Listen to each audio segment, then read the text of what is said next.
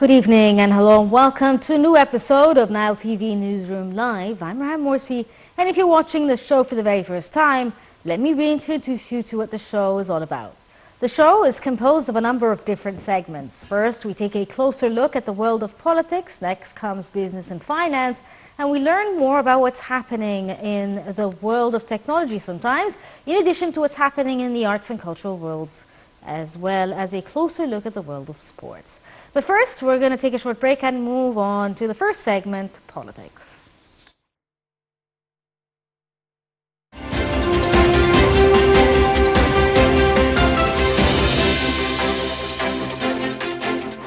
Welcome back. Starting off with the Fatwa Council announcing that the first day of Ramadan is officially on Thursday, the 23rd of March. The Ministry of Endowments announced the allocation of a hotline for fasting fatwas during the holy month of Ramadan. It said it also intensifies its activities on the social media platforms during the holy month and will provide many services, including the live streaming of answers to questions instantly.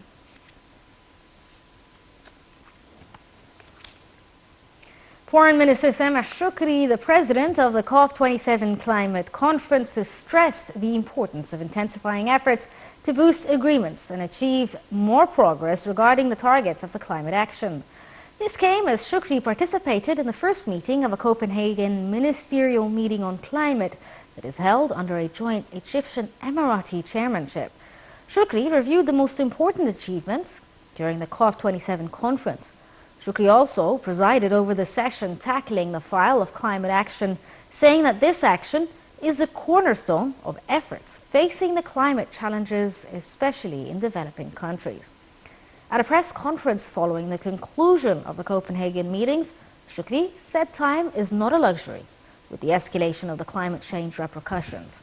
He added that the recommendations of Sharm el-Sheikh conference must be implemented, saying that $100 billion must be collected to implement climate goals, adding that more work is needed to be concluded before the coming UAE climate conference COP28.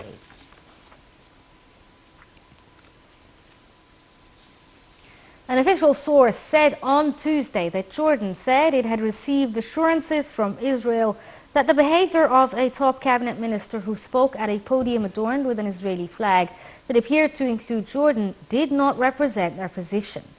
The source said the top Israeli officials rejected the finance minister Bezalel Smotrich's move during a speech on Monday and said that they respected Jordan's borders and Israel's peace treaty with Jordan. Smotrich heads a religious nationalist party in Prime Minister Benjamin Netanyahu's hard-right coalition.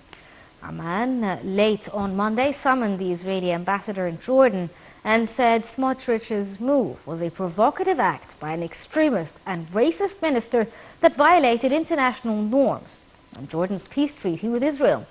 Jordan's foreign minister Ayman Safadi said at a news conference that these statements are provocative, racist, and come from an extremist figure that may call on the international community to condemn. Syrian President Bashar al-Assad arrived in the United Arab Emirates on Sunday for an official visit accompanied by his wife, Asma al-Assad, at a time when more Arab states have signaled openness to easing the isolation of Damascus. The visit was marked with more ceremony than his previous trip to the UAE last year, which had been in his first to an Arab state since the war in Syria in 2011, when Gulf states, including the UAE, had overshadowed Assad.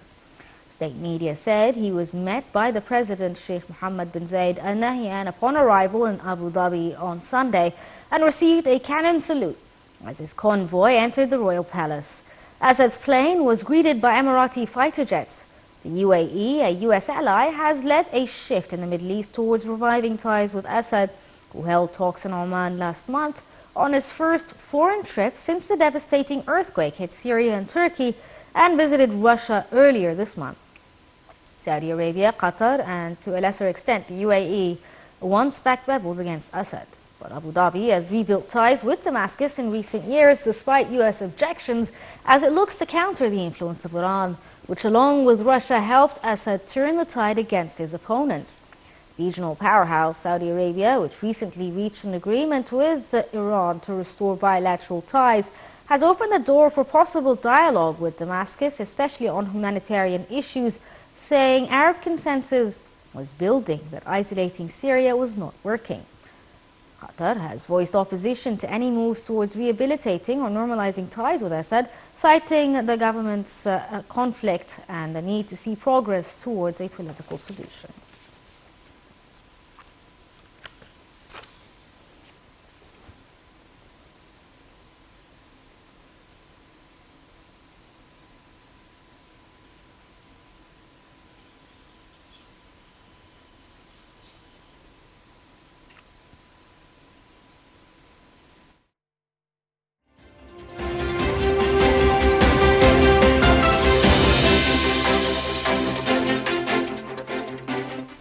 Joining us over the phone to tell us more about this visit to the UAE is Ambassador Mohammed Al-Jazli. Good evening to you, Mr. Ambassador. Good evening to you. Thank you for joining us, sir. Thank you. The pleasure is all mine. Sir, can you tell us a bit about the significance of having the Syrian President Bashar al-Assad go for a state visit to the UAE? I think this is a very important development. Syria is one of the major countries in the Arab system. Egypt and Syria have at one time been one country, the United Arab Republic. Syria has contributed to the responsibilities of the Arab world in major wars with Israel. And historically, Syria has been one of the three major capitals of the Arab world: Baghdad, Damascus, and Cairo. Yes. So we cannot underestimate in any way the importance of Syria in the Arab regional system, and as one of the founders of the Arab League. Sir, we've seen in recent months a certain warming by Arab countries towards Syria. It seems that we're heading towards more of a normalization of relations with Syria. And we've also seen surprising actions taking place between Saudi Arabia and Iran, where they have decided to put aside differences, I suppose, and reach some sort of consensus or deal through a brokered peace meeting with China. Do you think this shift within the Middle East will have some sort of effect within the near future, and how will it change what's happening in the Middle East region? Indeed, I think this will have a profound effect in the Middle East. If you look at if I'm speaking now of the Arab countries, the challenges that we are meeting are tremendous. We need to build a consolidated, united Arab front to meet these challenges. If you witness what is happening today in the Palestinian-occupied territories, the atrocities that are being committed there, encroachments on Arab lands by Turkey and by Iran, and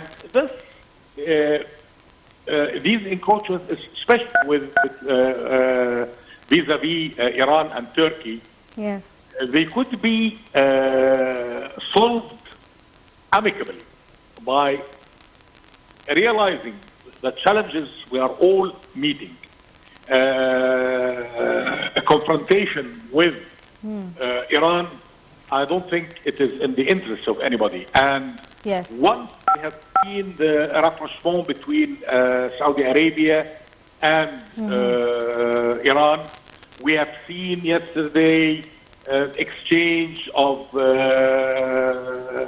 prisoners of war between the warring factions in Yemen, signifying that there is a slow process towards peace in Yemen, And I think also the political speech of Turkey vis-a-vis Libya is also stunning and showing promising signs. Yes. So I think these are very important factors that we have to take into consideration.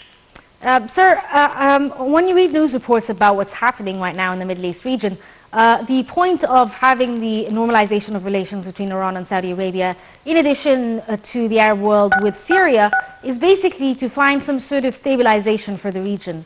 But, sir, how do you believe the effects of, since you've talked about this right now with the Israeli-Palestinian conflict, how do you believe the effects of this normalization will be on the Israeli side, seeing as they've always considered Iran a threat, and they've also had issues, a lot of issues with the Syrian side as well? I think this will have a very significant effect on the Israeli side. The Israeli side today, politically, they are showing strong confrontation between the political factions in Israel. Israel has always profited from the infighting between the Arab countries and the fragmentation of the Arab front. And I think once there is a united, consolidated Arab front, Israel will be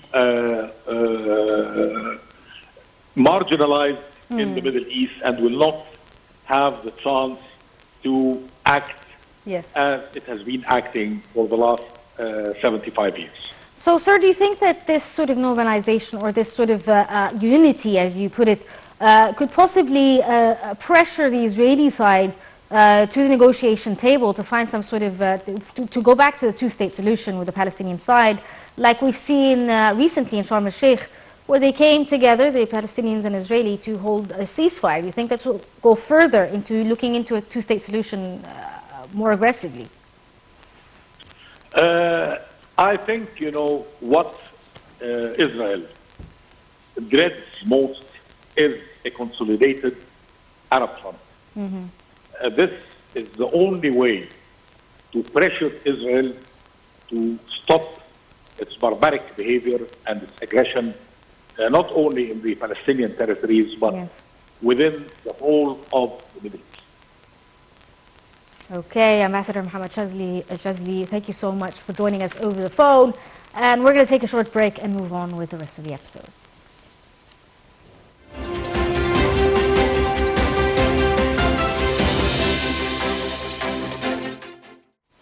Still in the Middle East region, Israeli and Palestinian officials agreed on Sunday to establish a mechanism to curb violence and incitement in talks that stress the need to prevent any disruptive actions at the Jerusalem holy sites when Ramadan starts this week. In a joint statement following talks in Egypt attended by the US, Egyptians and Jordanian officials, the parties also reconfirmed commitments made at a meeting in Aqaba last month, including an Israeli pledge to stop discussions of any new settlements for 4 months. The February 26th Aqaba meeting, the first of its kind in years, failed to halt the violence on the ground despite Israeli and Palestinian pledges to de-escalate that were reiterated at Sunday's talks in the Egyptian resort of Sharm el-Sheikh over the past year. Israeli forces have made thousands of arrests in the West Bank and killed more than 200 Palestinians, including fighters and civilians, while more than 40 Israelis and 3 Ukrainians have died in the conflict. The Israeli-occupied West Bank has seen a surge of confrontations in recent months, with nearly daily Israeli military raids and escalations of violence by Jewish settlers amid a spat of attacks there.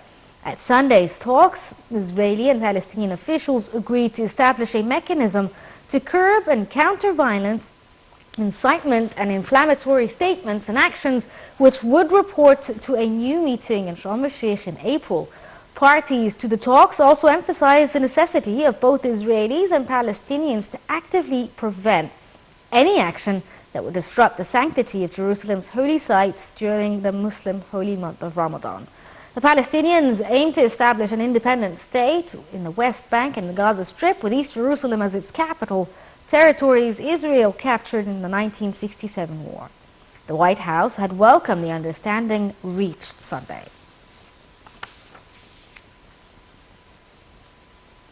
The European Union welcomed the results of the five-way meeting that was held 2 days ago in Sharm el-Sheikh and led to the agreement on means of easing the unrest in the occupied territories.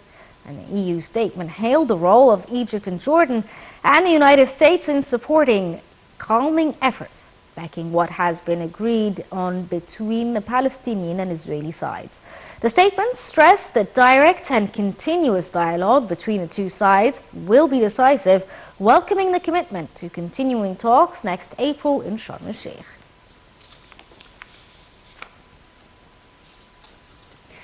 And moving on to Europe, Japan's Fumio Kishida arrived in the Ukrainian capital of Kyiv on Tuesday to meet with the President Volodymyr Zelensky, a rare unannounced visit by a Japanese leader that signaled Tokyo's empathetic support against the Russian incursions. 2 Russian strategic bomber planes flew over the Sea of Japan for more than 7 hours. Here's the story.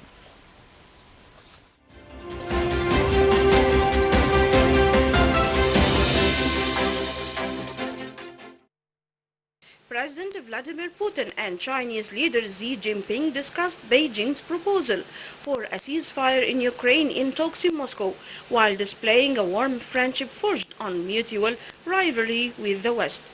Xi's visit is a boost to Moscow as it struggles to make ground in its year-long war on Ukraine. It was criticized by Washington and providing diplomatic cover for Putin and for the war that has killed tens of thousands of people. While China has sought to cast itself as a potential peacemaker in the conflict, the visit underlined an ever closer relationship between Moscow and Beijing. The two men spoke for more than 4 hours on Monday and enjoyed a state dinner at the Kremlin, warmly praising each other as a dear friend. By contrast, Xi may only speak to Ukrainian President Volodymyr Zelensky by telephone, if at all. In a surprise visit pointedly coinciding with Xi's Moscow talks, Japanese Prime Minister Fumio Kishida arrived in Kiev on Tuesday to deliver a message of solidarity and support for Ukraine. In other developments, Ukraine said an explosion in Zankoy in the Russian-occupied Crimean Peninsula destroyed Russian cruise missiles intended for use by Russia's Black Sea Fleet. On the battlefields in eastern Ukraine, Russia kept up air raids as well as missile and rocket strikes over a wide area. The Ukrainian military said that Ukraine and Russia's main aim was to reach the borders of Donetsk and Luhansk regions in the Donbass, large areas of which are already under Russian control. Russian forces had again made attacks on the city of Bakhmut, site of the longest and bloodiest battle of the war, and other targets, but had been repelled.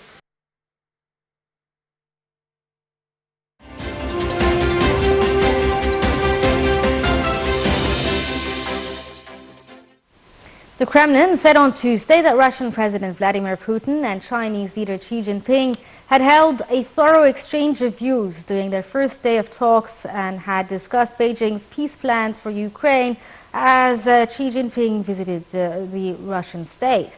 Spokesman Dmitry Peskov declined to give further details, telling reporters to wait for a joint statement later today after the two leaders met for a second day of talks. He said the two leaders had talked about China's proposal, a 12-point paper calling for a de-escalation and eventual ceasefire in Ukraine, but again declined to elaborate. Putin said on Monday he had carefully studied China's ideas, viewed them with respect, and would discuss them with Xi. The Chinese document sets out some general principles, but contains no detailed plan for how to end the war now in its 13th month. French President Emmanuel Macron told allies Tuesday he plans to keep the government in place and not dissolve parliament, defying opponents and widespread public anger over his pension reform. Police arrested another 234 people in Paris on Monday night during clashes between protesters and security forces, with several groups burning trash bins, bikes and other objects. The latest unrest came after Macron's centrist government narrowly survived 2 no-confidence motions in Parliament on Monday. meaning the legislation to raise the retirement age from 62 to 64 almost looks certain to enter into force. But anger over the government's decision to invoke a notorious constitutional power to ram the reform through Parliament without a vote last week has dismayed many ruling party MPs and caused fury on the streets. Clashes also took place in eastern cities Dijon and Strasbourg overnight, while protesters blocked a motorway in southeast France on Tuesday and continued to disrupt traffic around the northern port of Le Havre.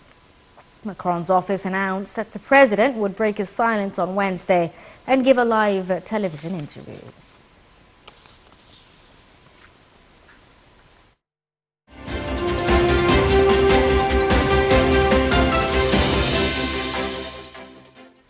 In the world of business and finance, investors stepped cautiously into bank stocks on Tuesday, emboldened by the rescue of Credit Suisse, with share prices inching tentatively higher amid continued concerns about smaller U.S. lenders and further financial market ructions. After a tumultuous 10 days, which culminated in the $3.2 billion Swiss regulator-engineered takeover of Credit Suisse by its rival UBS, attention has now shifted to this week's meeting of the U.S. Federal Reserve. As concerns over the health of the U.S. mid-sized lenders lingers, Treasury Secretary Janet Yellen plans to tell bankers later on Tuesday that the country's banking system is stabilizing after strong actions from regulators. Adding further steps to protect bank depositors may be warranted if smaller institutions suffer deposit runs that threaten more contagion. Yellen said she believed the actions by the Federal Deposit Insurance Corps, or FDIC, the U.S. Federal Reserve and the Treasury had reduced the risk of further bank failures. The demise of the 167-year-old Credit Suisse was triggered by the collapse of the U.S. lender Silicon Valley Bank and Signature Bank, and investors are concerned about potential bombs ticking elsewhere in the financial system. As the rescue of Credit Suisse assuaged the worst fears of systematic contagion, European bank shares rose while Asian stocks lifted off their lows. Policymakers from Washington to Europe have repeatedly stressed that the current turmoil is different from the global financial crisis 15 years ago, pointing to banks being better capitalized and funds more easily available. But the sudden shock means traders have now increased their bets. The U.S. Central Bank will pause its hiking scale on Wednesday to try to ensure financial stability, although they remain split over whether the Fed will raise its benchmark policy rate. Still on the banking crisis, Warren Buffett has held discussions with senior Biden administration officials about the banking crisis, a source familiar to the matter said. The White House and the U.S. Treasury declined to comment. Earlier reports said Buffett had been in touch with administration officials in recent days about the regional banking crisis. The source declined to elaborate on the details of this discussion. The collapse of the Silicon Valley Bank and Signature Bank this month has shaken confidence in the banking system and prompted a sell-off in banking stocks.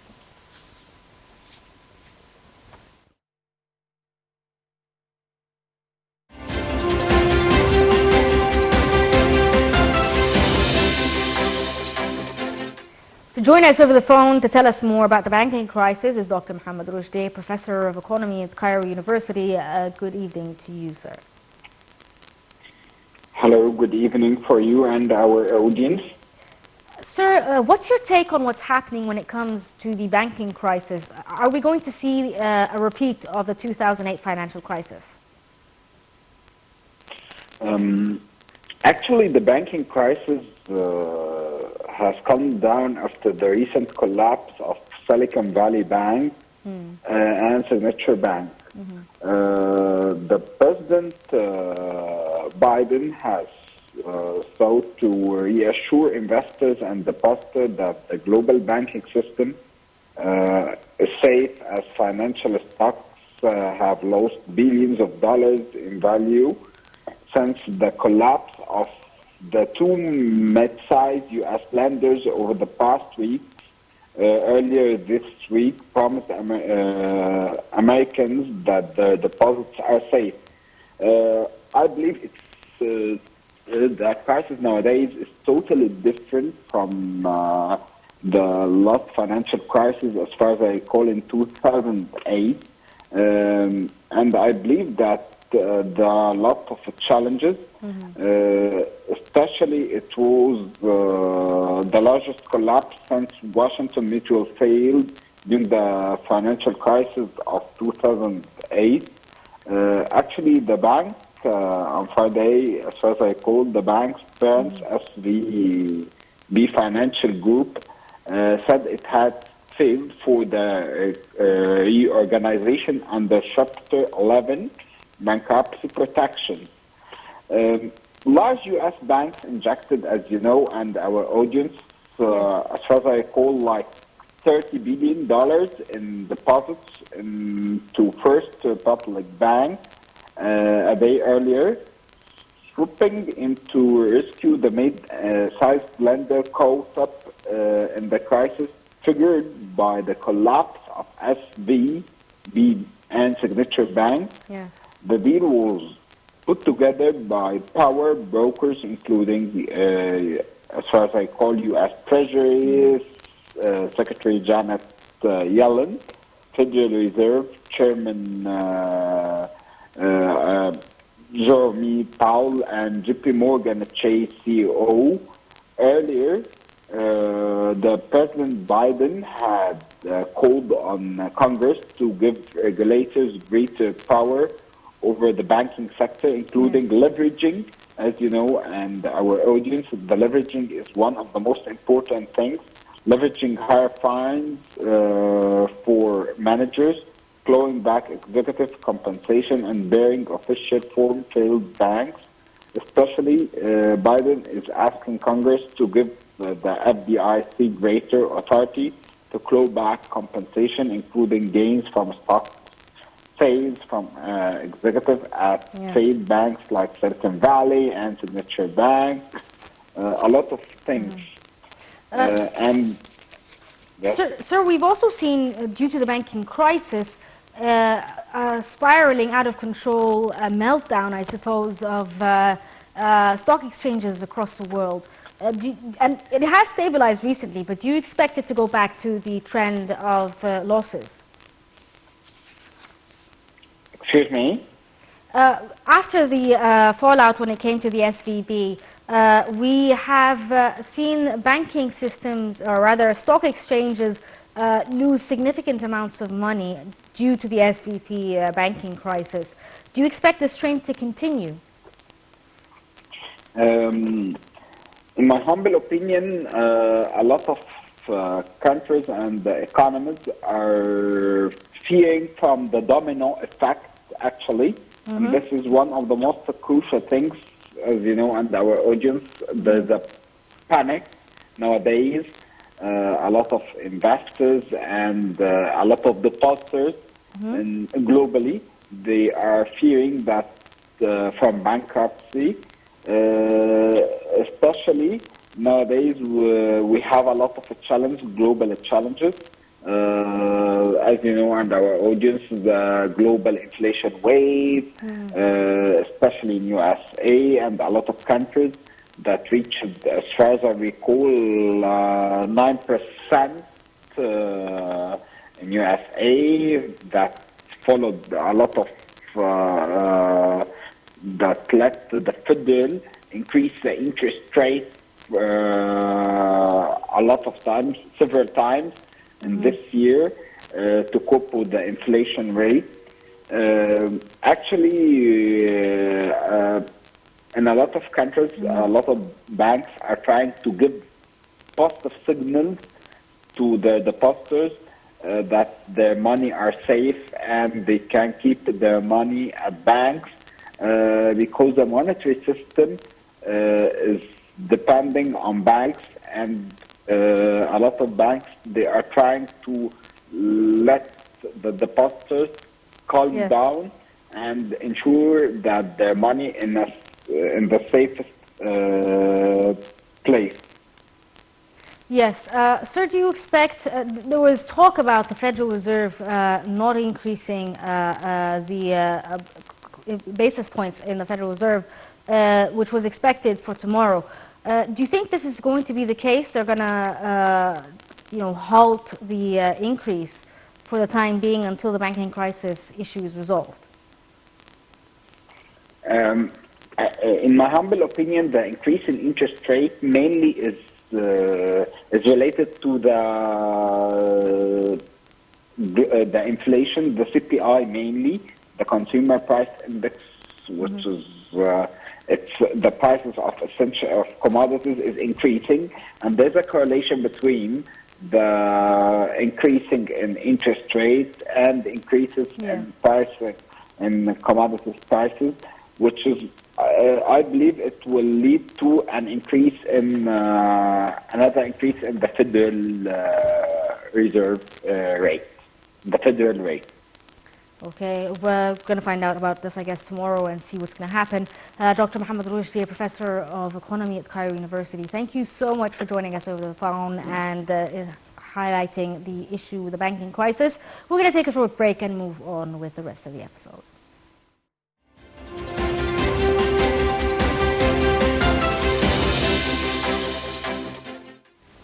Welcome back, and still with the world of business and finance.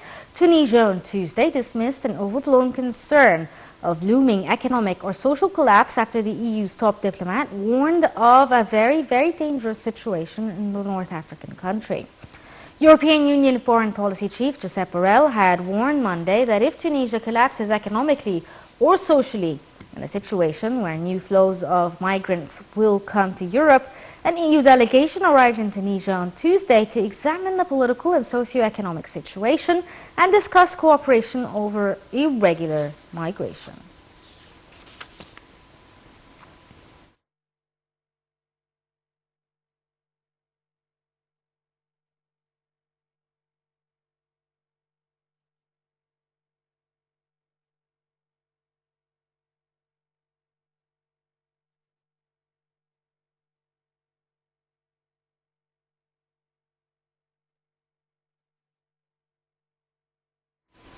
As Lebanon's economy continues to collapse, an array of exchange rates for the local pound has emerged, complicating personal accounting and dimming hopes of fulfilling a reform requirement set out by the International Monetary Fund. The government's official exchange rate was set at £15,000 to the US dollar in February, a nearly 90% devaluation from the long-time peg of 1,507.5. But the central bank is selling dollars at a rate of 79,000 to the greenback, while the finance minister intends to calculate tariffs for imported goods at 45,000 pounds. The parallel market rate is meanwhile hovering around 107,000 pounds and changing daily. Supermarkets and fuel stations are required to post signs with the value they've adopted for the day, but the rate is changing so fast that many are pricing in the relatively stable US dollar instead.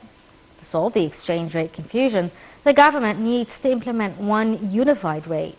This is among preconditions set by the International Monetary Fund nearly a year ago for Lebanon to get a $3 billion bailout. But the lenders of the last resort says reforms have been too slow. They have met resistance from politicians who are shielding vested interests and dodging accountability. In the meantime, the country has been moving towards a cash-based and dollarized economy, given spiraling inflation and restrictions by banking on transactions.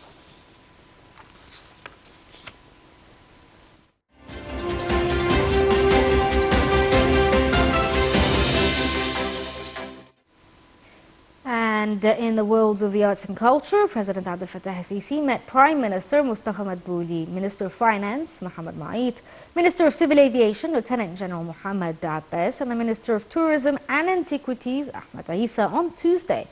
Presidential spokesman Councillor Ahmed Fahmi had said during the meeting that President al-Sisi followed up projects related to the civil aviation and tourism sector.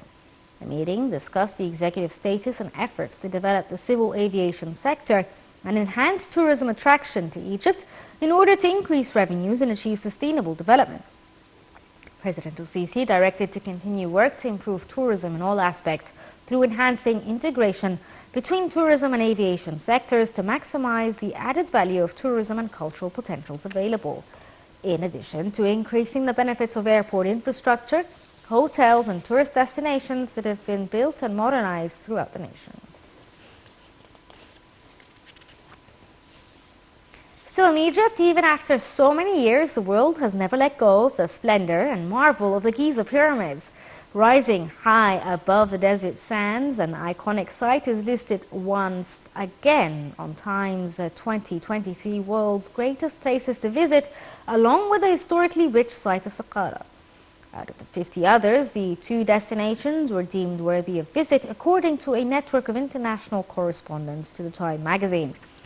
Visiting the pyramids of Giza will no longer involve just riding horses or camels, but now will also include visiting the new Grand Egyptian Museum in Giza. The 3,200-year-old, 36-foot-tall colossus of Ramses the Great towers beneath the skylight of Gem and the immense angular atrium. The museum was initially open under a trial special operations period, but all 12 exhibition halls will fully be open later in 2023. Gem houses 100,000 artifacts, many moved from the jam-packed century-old museum in Tahrir Square, with some never before seen by the public. 2 Gem's exhibition halls hold almost every one of King Tut's 5,000 treasures unearthed 100 years ago. More recently found artifacts are in Gem 2, including antiquities from 14 miles south of Saqqara, like the first scroll discovery credited to an Egyptian, a 52-foot-long Waziri papyrus. Tourist buses pass by Saqqara's active excavation sites, mega tombs of animals and human mummies, when they visit the 4,700-year-old step pyramids of Johar, called the oldest pyramids, which was recently reopened after extensive restorations.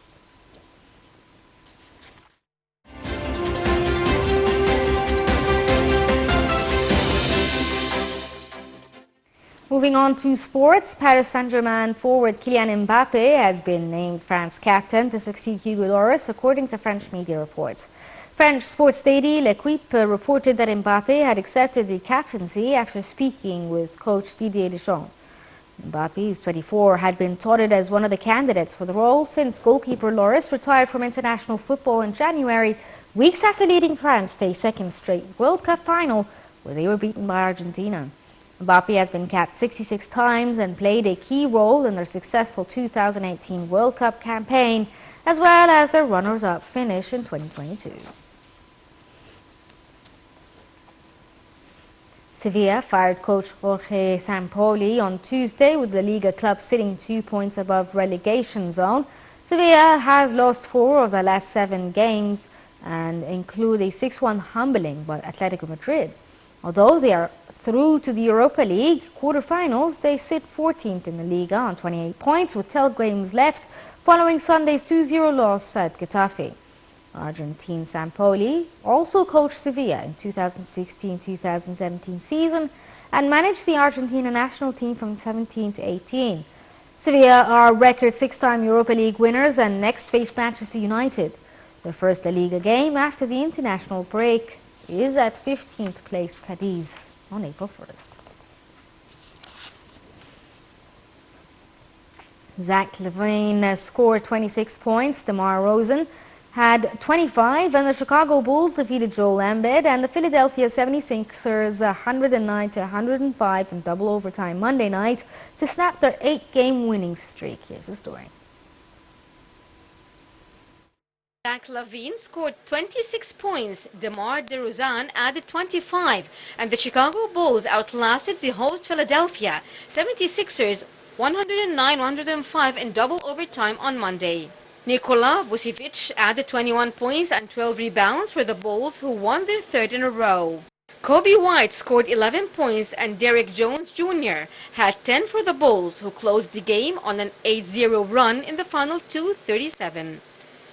DeRozan had consecutive shots to tie the game before LaVine and White sealed the victory with 2 free throws apiece in the final 51.4 seconds of the second overtime. Embiid fouled out with 3:54 remaining in the second overtime, trying to block LaVine's shot. Therese Maxey added 22 points and DeAnthony Melton had 19 points and 4 steals for the Sixers, who had their 8-game winning streak snapped. Tobias Harris scored 14 points and James Harden had 12 assists, but scored only 5 points on 2 of 14 shooting. Harris gave the Sixers a short-lived 105-101 lead with a corner jumper with 2:37 left. Embiid's driving layup gave the Sixers a 99-97 advantage with 47.6 seconds left in the first overtime. But DeRozan tied the game at 99 on a layup with 37 seconds to go. Well, this brings us to the end of this episode of Newsroom Live. Thank you for joining us and stay tuned for more here on Nile TV.